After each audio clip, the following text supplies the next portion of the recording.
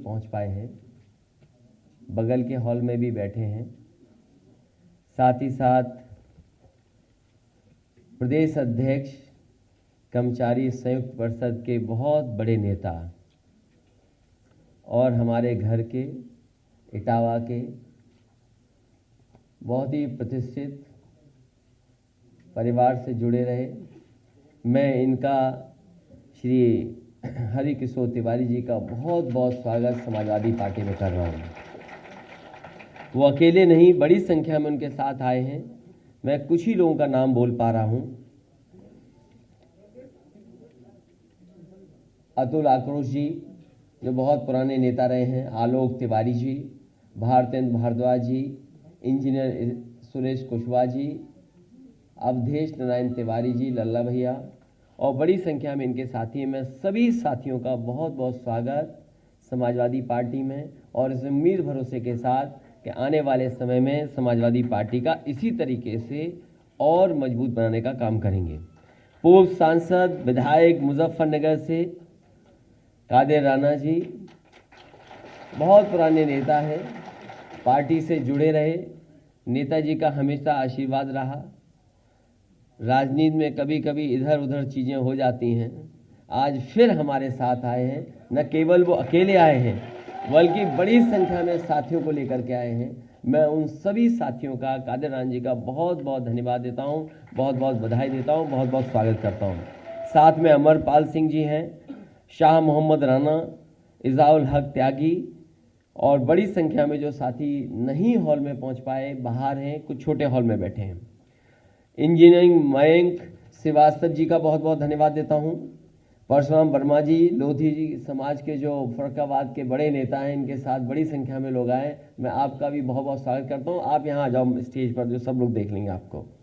अरुण कुमार मिश्रा जी जो पूर्व में कर्मचारी रहे, आज रिटायर हैं और चुनाव लड़ चुके हैं और अब समाजवादी पार्टी में आप साथ आ रहे हैं। मैं आपका भी बहुत बहुत स्वागत करता हूं।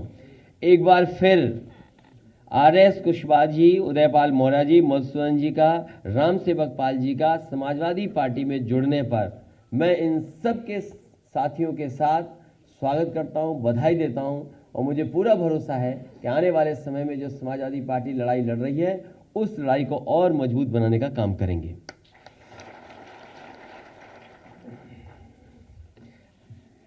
मैं अपने हरि किशोर तिवारी जी को, जो कर्मचारी संयुक्त उसके अध्यक्ष हैं, मैं उन्हें भरोसा दिलाता हूं कि हमेशा कर्मचारियों के सवालों पे आपने सरकार को घेरा, मदद भी की उनकी। आज आप समाजवादी पार्टी से जुड़ रहे हैं।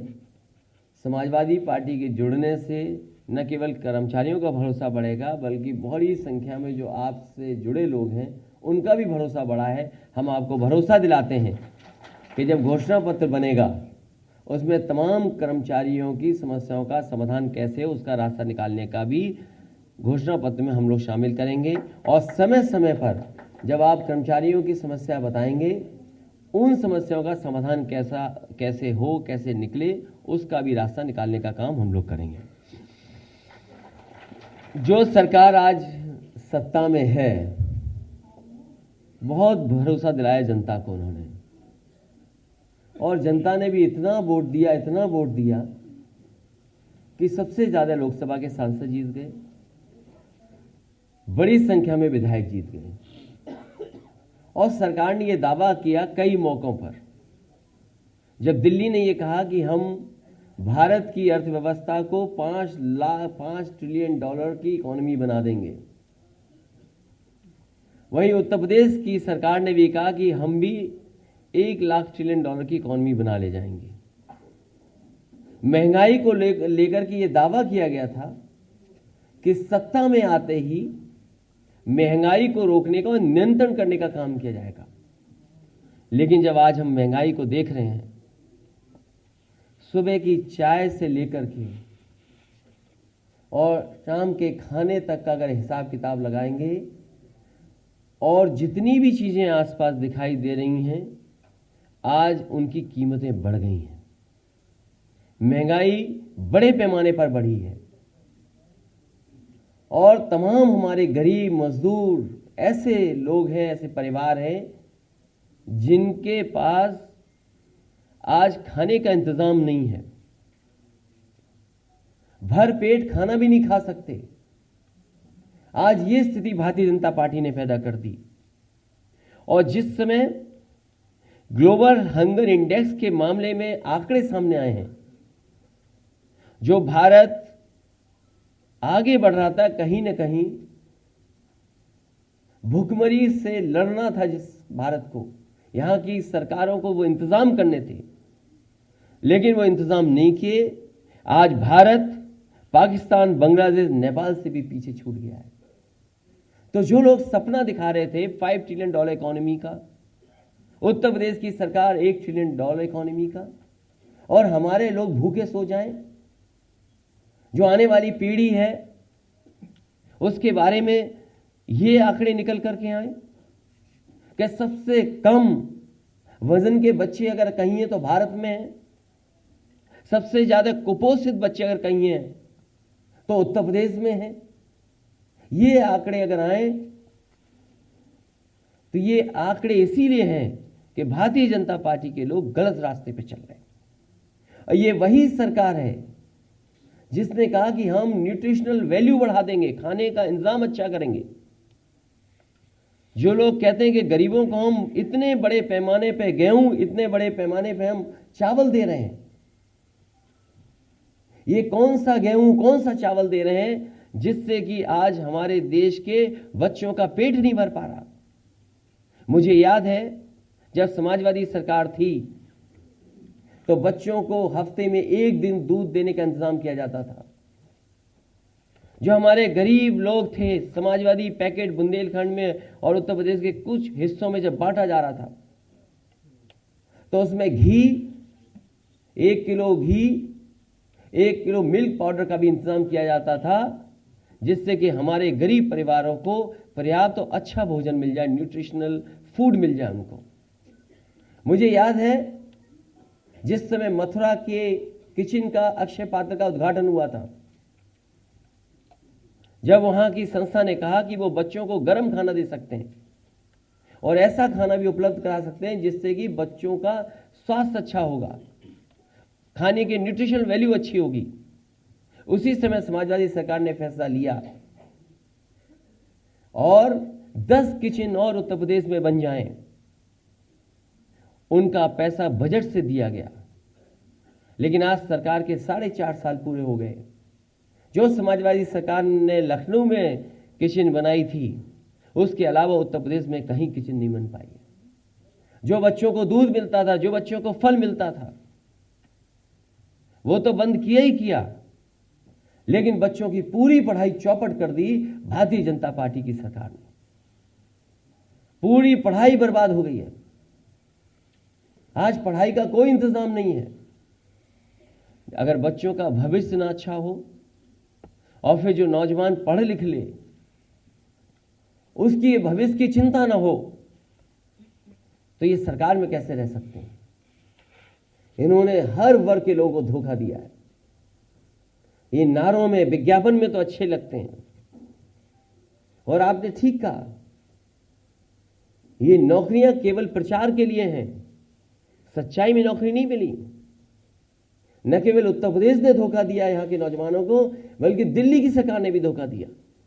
मुझे याद है इसी सरकार ने कहा था कि हम 1 करोड़ लोगों को रोजगार और नौकरी दे रहे हैं, और उस समय प्रधानमंत्री जी से उद्घाटन कराया गया था। उस समय भी सूची मांगी थी। आज भी मैं सरकार से सूची मांगता हूं कि जिन करोड़ लोगों को आपने रोजगार, नौकरी देने का काम किया है और सरकारी नौकरी दी, कम से कम सूची तो दिखाएं। वो आंकड़े कहां है, वो सूचियां कहां है, किन लोगों को नौकरी दे दी आपने। ये सरकार किसान के खिलाफ है, और अगर आप लोकतंत्र में आवाज उठाओगे तो टायर से कुचल दिए जाओगे, और टायर से अगर कुचल दिए जाओगे, न्याय मांगोगे तो न्याय को कुचल देंगे।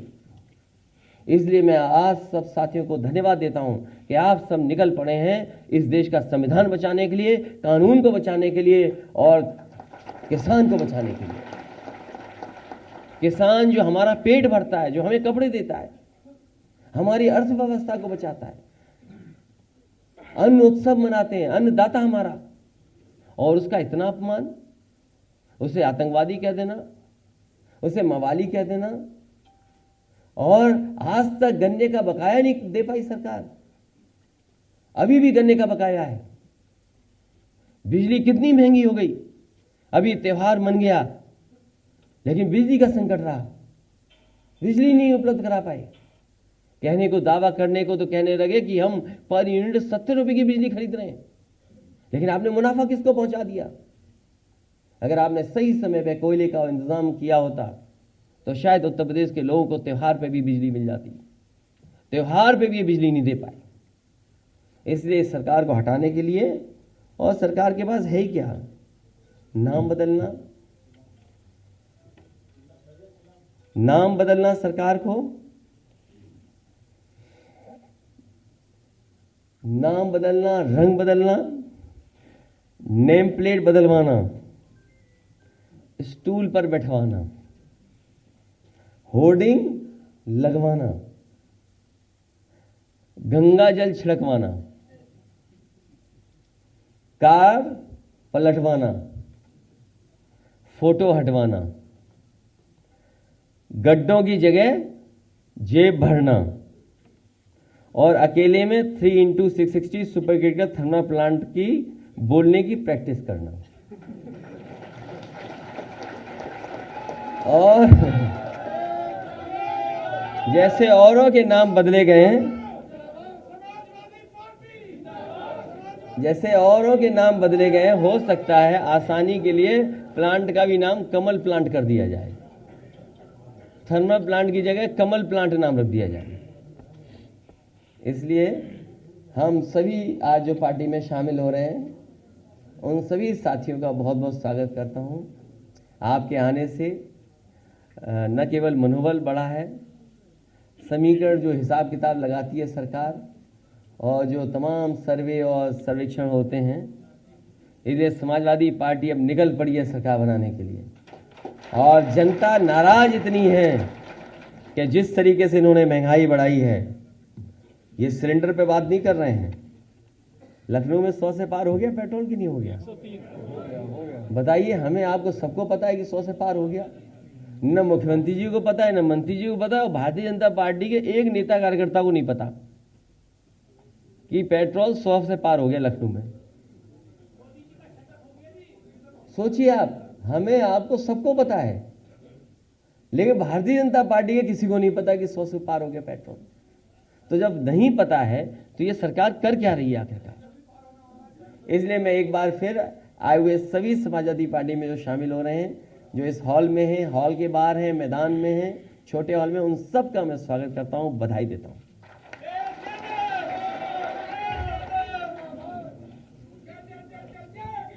अभी नारे मत लगाइए, सभी से हमारा निवेदन है कि नारे न लगाएं। अगर कोई पूछना है तो पूछ सकते हैं, नहीं तो फिर हम चलें।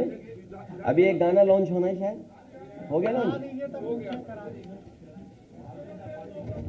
विधानसभा उपाध्यक्ष पद पे आज मंत्री ने बोला है कि समाजवादी पार्टी प्रत्याशी नहीं दे पाई है।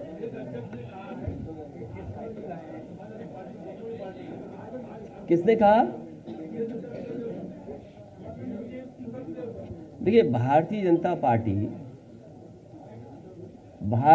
पार्टी को ये बताना चाहिए कि लखनऊ के साथ साथ उत्तर प्रदेश में कई जगह पेट्रोल 100 से ऊपर पार हो गया है। सवाल, आज जनता का सवाल यह है कि हर चीज उन्हें महंगी खरीदनी पड़ रही है। केवल पेट्रोल नहीं, डीजल की कीमत जो बढ़ी है, उसका जवाब भारतीय जनता पार्टी के पास क्या है? जो एलपीजी सिलेंडर की कीमत बढ़ी है, उसका क्या जवाब है? जो सरसों का तेल, मैं अभी बुंदेलखंड गया था और मैं बुंदेलखंड के किसान भाइयों को और वहां के नौजवानों को कह के आया हूं कि हर जिले में मंडी बनी थी। जब से 3 काले कानून आ गए हैं भारत सरकार के, मंडियां रोक दी गई हैं, मंडियों का काम रोक दिया गया, उनका निर्माण नहीं हो रहा है। आखिरकार किसान को कहां मिलेगी उसकी कीमत? तो ये भारतीय जनता पार्टी को पता ही नहीं है कि सरसों का तेल 200 रुपये पार हो गया। और अगर भारतीय जनता पार्टी से आप पूछेंगे सरसों का तेल क्यों महंगा हो गया, तो वो कहेंगे कि सरसों के तेल पे हम मिलावट नहीं कर पा रहे हैं, इसलिए सरसों का तेल महंगा है। और मिलावट करने के लिए अब बड़े बड़े उद्योगपतियों को सुविधा देने जा रहे हैं। मिलावट हो सरसों के तेल में, सरसों का तेल सस्ता हो जाए, इसलिए बड़े बड़े उद्योगपतियों को राहत, सुविधा, सब्सिडी, ग्रांट या अलग से पैकेज देने का काम भारतीय जनता पार्टी करने जा रही है, जिससे कि सरसों का तेल में मिलावट हो जाए और शुद्ध सरसों का तेल जनता को न मिले। वो मिलावट का सरसों का तेल खाएं, पिएं, लें और उससे लाभ पहुंचा रहे बड़े लोगों को। तो क्या बीजेपी को नहीं पता? ये जो बीजेपी के लोग हैं, गुस्सा कौन करता है? जिसके हाथ से सब चीज फिसल जाती है। अब समय गया इनका, उनको पता है कि जनता बैठी हुई है कि कब इनकी कुटाई करने का मौका मिल जाए। वोटों से कुटाई होगी इस बार इनकी, वोटों से कुटाई होगी। सम्मेलन आज मुख्यमंत्री कर रहे हैं, किसका सम्मेलन कर रहे हैं? सम्मेलन कर रहे हैं, वहां गए थे, उन्होंने वो खुद ही पिछड़े नहीं है? वो पिछड़ों के लिए, वो क्या खुद पिछड़े हैं क्या? कौन? आउटसोर्सिंग के लिए सर आप बताइए। नहीं, तो वो जो आप मांग कर रहे हैं लगातार कि ये आउटसोर्सिंग अगर चलती रही और जिस तरीके से अभी इशारा किया आपने, ईस्ट इंडिया कंपनी का इशारा दिया, एक कानून ने जो कंपनी व्यापार करने आई थी उसको सरकार बना दिया था। और भारतीय जनता पार्टी के लोग सरकार में बैठ करके सरकारी कंपनियों को धीमे धीमे बेच करके पूरी कंपनी बना देंगे सरकार को। और एक दिन देखना आप, ये सरकार से हट करके सरकार को भी आउटसोर्स करके चले जाएंगे।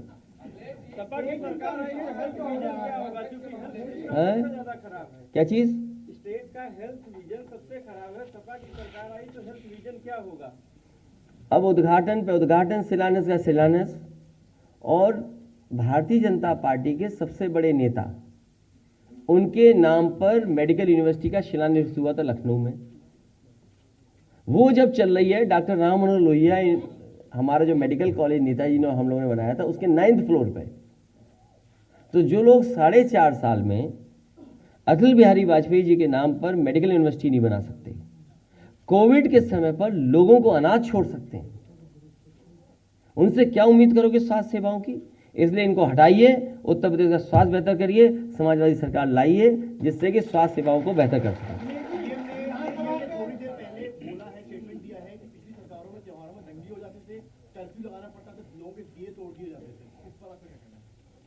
मैं जानता हूं वो क्या बहस चाहते हैं,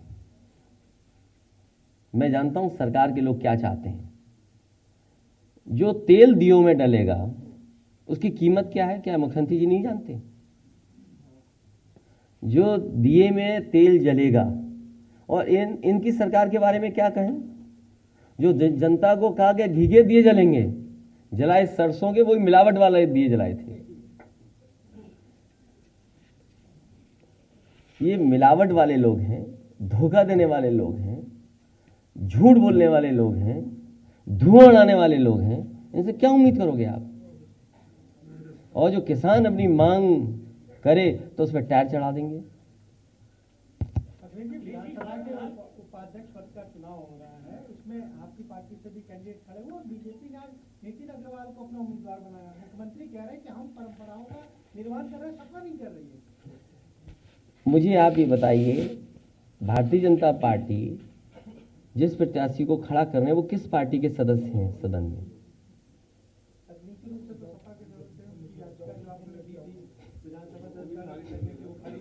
तो सोचिए, जो सरकार शिलान्यास का शिलान्यास करती है, उद्घाटन का उद्घाटन करती हो, तो आप जवाब नहीं समझ में आ रहा आपको?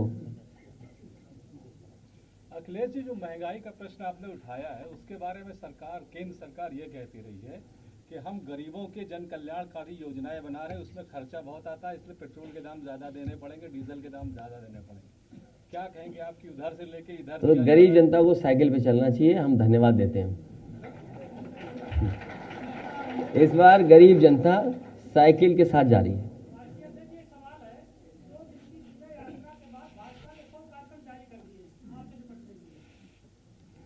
100 करें वो 1000 करें, जनता इस बार उन्हें हटा देगी।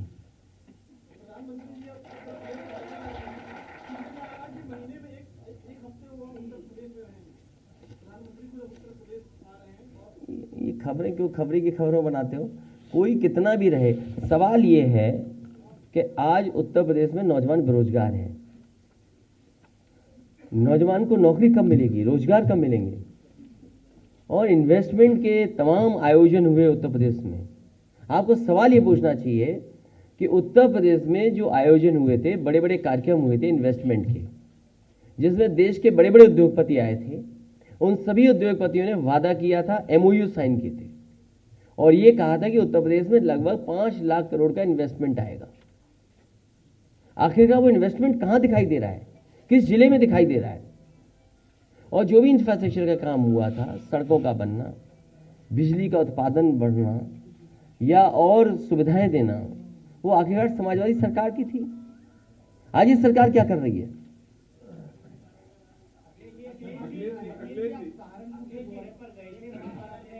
तुम्हारा आखिरी सवाल, फिर इसका जा रहे हैं।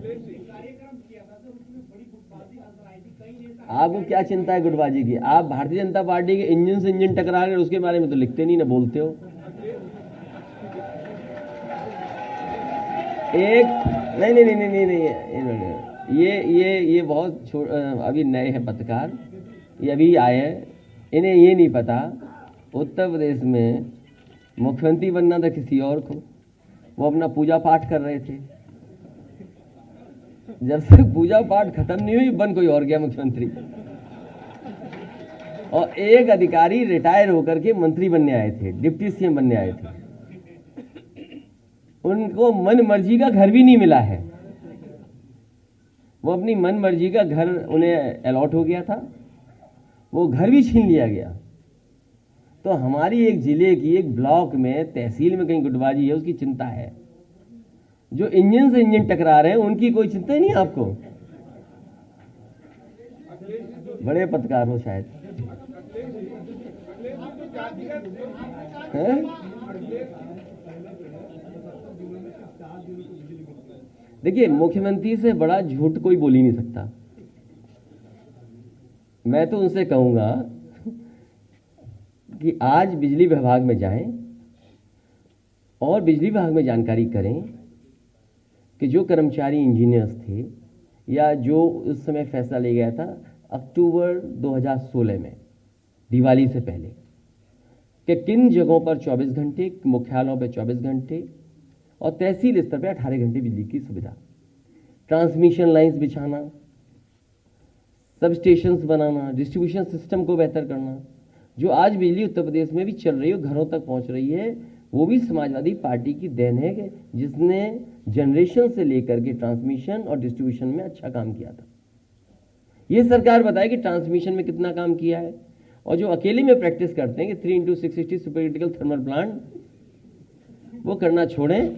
जो समाजवादी सरकार में प्लांट बने थे, अगर वो आज बन करके तैयार हो गए होते तो शायद उत्तर प्रदेश में 17 रुपए पर यूनिट बिजली नहीं खरीदनी पड़ती। तो इसलिए आपको ये कहना चाहिए कि मुख्यमंत्री होकर के किसी को झूठ नहीं बोलना चाहिए। और उत्तर प्रदेश को योग्य सरकार चाहिए, योगी सरकार नहीं चाहिए। उत्तर प्रदेश को योग्य सरकार चाहिए। आपने कहा कि सपा निकल पड़ी है, सपा निकल पड़ी आपके है, तो कैंडिडेट के नाम की घोषणा कब तक करेंगे? और आपकी कोई चॉइस है? अगर आप चुनाव लड़ रहे हो कहीं से, हमें बताओ, चुपचाप पर्ची दे दीजिए हमें, तो विचार कर लेंगे उसमें। इस बार टिकट के लिए कोई सर्वे आपने कराया और उसी का नाम पे कैंडिडेट सिलेक्शन होगा? ये हमारे कार्यकर्ता साथी हैं, यही हमारे सर्वे कर रहे हैं और यही मदद करेंगे, यही जिताएंगे।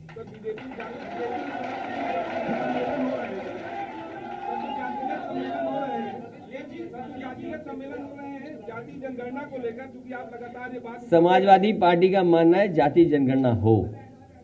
जितने भी पिछड़े हमारे समाज के लोग हैं, सभी चाहते हैं जाति जनगणना हो। समाजवादी पार्टी इस पक्ष में है कि जाति जनगणना होनी चाहिए। एक समय पर जब कांग्रेस की सरकार थी, लोकसभा के अंदर नेताजी, आदरणीय लालू प्रसाद यादव जी, आदरणीय शरद यादव जी, तीनों ने मिलकर के और दक्षिण भारत के कई प्रोमिनेंट लीडर्स ने मिलकर के कांग्रेस से भी ये कहा था कि कांग्रेस जाति जनगणना करे। कांग्रेस ने नहीं कराई। आंकड़े आज भी हैं, हजारों करोड़ रुपए खर्च हुए हैं सेंसस पे और फिर जनगणना होने जा रही है। समाजवादी पार्टी की मांग है कि सभी जातियों की जनगणना होनी चाहिए। पिछड़ों की आबादी कितनी है इसकी भी जनगणना होनी चाहिए। प्राइवेट सेक्टर आरक्षण पर क्या कहना है? हम पक्ष में हैं, उसमें क्या सोचना है, दिमाग क्या लगाना उसमें। क्या चीज? अब हमारे पास कर्मचारियों के नेता आ गए हैं, अब हम विचार करेंगे। हर बात अभी खोल देंगे तो बीजेपी नकल कर लेगी। जिस बीजेपी ने कोई काम नहीं किया वो कुछ नकल कर लेगी। बीजेपी के अध्यक्ष कह रहे हैं कि दिल्ली जाने में काफी आराम हो गया जब से योगी जी आए हैं, बसें बहुत अच्छी हो गई। पानी के जहाज से जाते हैं क्या? जाते तो एक्सप्रेस वे से ही होंगे।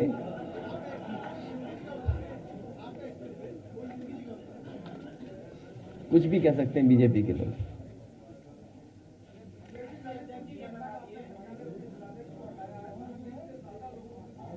उसमें कई पार्टियां थी और उसको कार्रवाई कर दी और पुलिस अपना कार्रवाई करे, बेटी को न्याय मिले।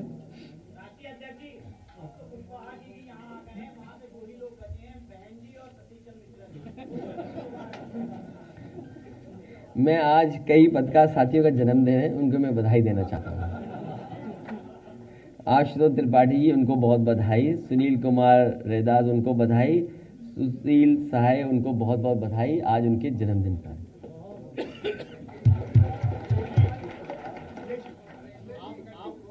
आप मायावती जी को लेकर कुछ नहीं बोलते हैं, आप मायावती जी को लेकर कुछ नहीं बोलते हैं, पर जितने बड़े दिग्गज नेता बसपा के वो सब सभा में आ रहे हैं, क्या मतलब है? अब मुझे समझ नहीं आया, आप समझा दो मुझे। समाजवादी सरकार बनाने के लिए और पिछड़ों को, दलितों को उनका हक सम्मान दिलाने के लिए। और एक समय था जब डॉक्टर भीमराव अंबेडकर जी और डॉक्टर राम मनोहर लोहिया दोनों मिलकर के काम करना चाहते थे। तो ये वही लोग हैं जो डॉक्टर भीमराव अंबेडकर जी के रास्ते पे चलने वाले, संविधान को बचाने वाले, और आज़ादी के बाद जिन्हें हक और सम्मान नहीं मिल पाया उनको दिलाने के लिए समाजवादी पार्टी के साथ जुड़ रहे हैं। हम इन सब का स्वागत कर रहे हैं। भागीदारी संकल्प मोर्चा बनाकर आपके पास आ रहे थे। नेता जो हाल फिलहाल दिनों में सपा ज्वाइन किए हैं, मायावती जी ने कई बार ट्वीट किया इस पर। उन्होंने लिखा है कि दूसरी पार्टी के स्वार्थी, टिकटार्थी और निष्कासित लोगों को सपा में शामिल करने से पार्टी का खुलना कोई नहीं बनने वाला। चाहे जैसे आए, हमारे पास तो आ रहे हैं, ठीक बात है। हम खुश हैं जो आ रहे हैं, हम खुश हैं। लोकतंत्र में सर गिने जाते हैं, वोट गिना जाता है, इसलिए जो आएगा उसका स्वागत करेंगे। काम समाजवादियों ने बहुत करके दिखाया है और हम तो कर्मचारी संघ के अध्यक्ष हैं, ये भी कह रहे हैं कि कर्मचारियों को कम से कम जहां बैठते हैं जिन बिल्डिंगों में, उससे अच्छा सुविधा काम करने का तो मौका मिले। कर्मचारियों की व्यवस्था क्या है? कुछ भी नहीं। अगर स्वास्थ्य की व्यवस्था की तो वो सरकार नहीं आगे बढ़ा पा रही है। उनकी बिल्डिंगें देखो कितनी खराब है। कम से कम समाजवादियों ने वो बिल्डिंग तो बनाई जिसमें मुख्यमंत्री जी बैठते हैं। वो जो नीला वाला हेलीकॉप्टर देखते हो ना, वो भी समाजवादियों को खरीदा हुआ है। कई नेता सर आने के चक्कर में वो उनकी ज्वाइनिंग कब से होगी? अभी बीजेपी को छुआ नहीं। अभी कब से शुरुआत? वो लोग बहुत आना चाहते हैं, उसमें से बड़ी संख्या में लोग, क्योंकि सुनने में ये आया है कि 150 से ऊपर की टिकट कट रही है। और देखिए, हिसाब किताब बिल्कुल ठीक ठाक है। 150 की टिकट कट रही है और 100 मुख्यमंत्री से नाराज थे जो विधानसभा में धरने बैठे थे। कितने हो गए? 250। 50 हम जीते हुए हैं तो कितने हो गए हमारे? 300 तो पार अभी हो गए। बहुत बहुत धन्यवाद सबका आपका। अब मैं माननीय राष्ट्रीय अध्यक्ष जी, रुक जाइए, एक कार्यक्रम और है, एक कार्यक्रम और है। स्वागत के लिए, माननीय राष्ट्रीय अध्यक्ष स्वागत के लिए